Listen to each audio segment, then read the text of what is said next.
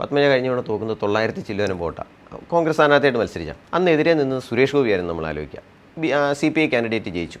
അതേ സുരേഷ് ഗോപി ലോക്സഭയിലേക്ക് നിന്നപ്പം 14,000-ഓളം വോട്ട് തൃശ്ശൂരിൽ നിന്ന് സുരേഷ് ഗോപിക്ക് ഭൂരിപക്ഷം കിട്ടും. തൃശ്ശൂർ ജില്ലയിലെ 7-6 സീറ്റിലും കഴിഞ്ഞ തവണ BJP ലോക്സഭാ തെരഞ്ഞെടുപ്പിൽ ഒന്നാമത് വന്നു.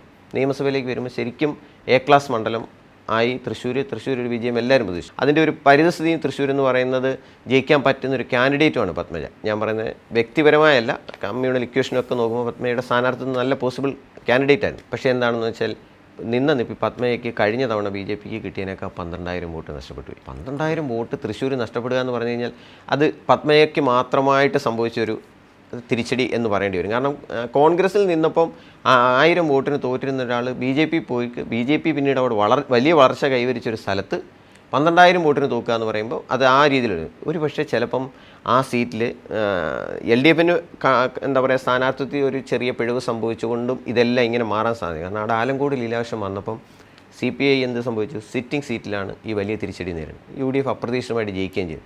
ആ സീറ്റിലൊരു പക്ഷേ ഈ പറയുന്ന പോലെ MD രമേശ് അവിടെ സ്ഥാനാർത്ഥി ആയിരുന്നെങ്കിൽ, MD രമേശ് സ്ഥാനാർത്ഥി ആവുമെന്നായിരുന്നു ആദ്യഘട്ടത്തിൽ പ്രതീക്ഷിച്ചത്. MD രമേശ് സ്ഥാനാർത്ഥി ആയിരുന്നെങ്കിൽ ഇതാവില്ല, ചിത്രം കുറച്ചുകൂടെ ക്ലോസ് ആയതിന്. ചിലപ്പം ഈ പറയുന്ന പോലെ അടിയൊഴുക്കുകളെല്ലാം ഒത്തു വന്നിരുന്നെങ്കിൽ ചിലപ്പോൾ ജയിച്ച് കയറാനും സാധ്യത ഉണ്ടായിരുന്ന മണ്ഡലം.